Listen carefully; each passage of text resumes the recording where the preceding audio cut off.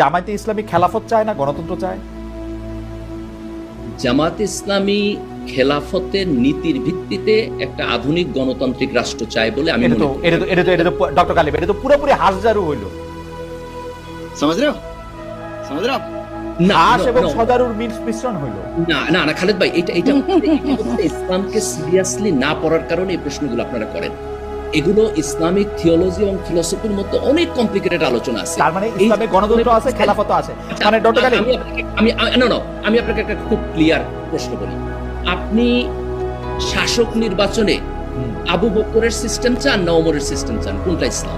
আপনি আমাকে বলেন কোনটা ইসলাম। একভাবে শাসক আপনি নির্বাচন আমাকে করেন। বলেন কোনটা ইসলাম। আপনি উমাইয়াদের শাসন ব্যবস্থা চান, আব্বাসীদের শাসন ব্যবস্থা চান, আপনি আমারে বলেন কোনটা এটা ইসলাম। আমার দুইটাই ইসলাম। দেখেন আবু বকর আপনি এখন জামাতে ইসলামী কি আমাকে পরিষ্কার করছে যে ও কোনটা চায়, উমাইয়াদের চায় না আব্বাসীদের চায় না অটোমানদের চায়? ও আমারে পরিষ্কার করছে না, জামাত ইসলাম এটা করে নাই। আমি এটাই বলতেছি যে ইসলামিক রাজনৈতিক দলের দায়িত্ব হলো এটাকে ক্লিয়ার করা। কিন্তু আপনি যখন এই কথা বলেন যে আমি যখন বললাম যে খেলাফতের প্রিন্সিপালের আলোকে সে আধুনিক রাষ্ট্র চায়, আপনি এই দুইটা জিনিসকে কনফ্লিক্টিং মনে করতেছেন এবং মনে করতেছেন আমি যখন দুইটা মিক্স করতেছি আমি একটা গোজামিল দিতেছি। এটা রাইট না। আমি বলতেছি এটা রাইট না। কিন্তু আপনি যদি এই প্রশ্ন করেন যে জামাত কি এইটা আউটস্পোকেন ওয়ার্ডিং এ খুব পারফেক্টলি বলছে জনগণকে, আমি বলবো না।